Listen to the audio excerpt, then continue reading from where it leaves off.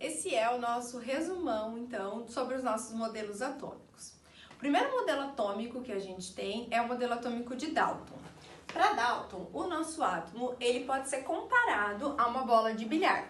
Então, quando a gente pensa no modelo atômico de Dalton, a gente está pensando que o átomo ele representa a menor partícula da matéria.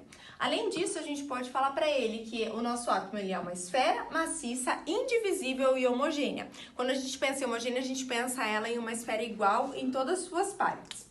Além disso, a gente tem que átomos que são iguais, ou seja, que são do mesmo elemento químico, eles têm a mesma massa. Então, para Dalton diferenciar, ele observava a questão da massa desses elementos. Se os elementos tinham massas diferentes, eles pertenciam a elementos químicos diferentes. O átomo para Dalton, então, ele é neutro, porque ele não apresenta nenhum tipo de carga. Então, o nosso modelo atômico de Dalton não tem a existência de nenhuma das cargas, que é justamente o que vai aparecer no modelo atômico de Thomson. Então, a diferença que a gente tem lá para o modelo de Dalton para o de Thomson é a presença, é a inserção de algumas cargas, tá? Então, o modelo de Thomson, a gente pode comparar ele com pudim de passas ou ainda com o panetone, que é uma coisa mais habitual pra gente. Ele é o quê? Ele também é uma esfera maciça e ele é uma esfera homogênea. Contudo, a gente tem cargas positivas e negativas, tá? E só que tem um detalhe que ele é eletricamente neutro, ou seja, a quantidade de cargas positivas é igual à quantidade de cargas negativas nesse nosso sistema, tá? Quando a gente pensa lá no panetone, a gente pode pensar que a massa do nosso panetone, ela tem uma carga positiva e aquelas uvas que a gente tem, aquelas frutinhas cristalizadas, são então os nossos elétrons que têm as nossas cargas negativas. Depois disso, a gente vai para o modelo atômico de Rutherford, que é onde a gente tem a maior diferença para os modelos anteriores. Então, o nosso modelo de Rutherford ele pode ser comparado a um sistema solar, no qual no centro a gente vai ter o que a gente chama de núcleo, que é essa bolinha aqui que está em laranja, tá? Então, no nosso núcleo a gente tem cargas positivas. O nosso núcleo ele é muito pequeno em relação ao restante e, além disso, é onde a gente tem a concentração de massa do nosso átomo, tá?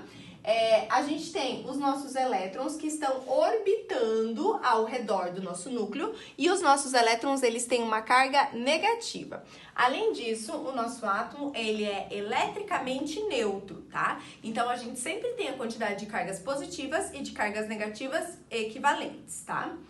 Além disso, o nosso modelo de Rutherford, a gente tem que ele tem mais espaços vazios do que espaços preenchidos, tá? Quando a gente vê essas órbitas, entre essas órbitas, ele não tem nada que preencha ele. Então, por isso que a gente tem uma ruptura bem grande quando a gente sai de Thomson e vem para Rutherford. Porque aqui o nosso átomo deixa de ser uma esfera e ele deixa de ser maciço. Aqui a gente tem mais espaços vazios do que preenchidos.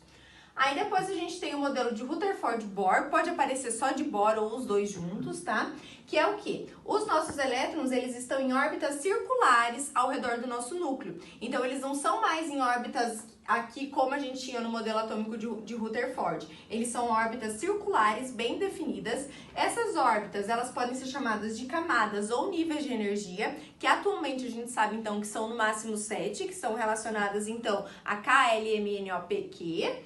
Além disso, o átomo de Rutherford, ele explica muito bem o átomo de hidrogênio. Contudo, quando a gente precisa de explicações de átomos maiores, ele começa a apresentar algumas falhas. Até por isso que a gente vai para o modelo atual. E outra coisa que é bem importante a gente lembrar é que quanto mais próximo do núcleo, esse meu elétron ele tem menor energia. Ou seja, esse meu nível de energia ele é menor do que quando eu vou me afastando. Então, quanto mais longe, maior vai ser a minha energia que eu vou ter. Ok? Justamente por causa dessa limitação em relação ao átomo de hidrogênio, a gente tem então um modelo atual que é muito parecido, contudo tem algumas diferenças, tá? Então o nosso modelo atual, ele é todo baseado na mecânica quântica, a gente tem o princípio de exclusão de Linus Pauling, além disso surgem os nossos números quânticos principais, secundários e mutal e também magnético. Além disso, a gente tem então que o quê? O nosso núcleo, ele continua pequeno e com carga positiva.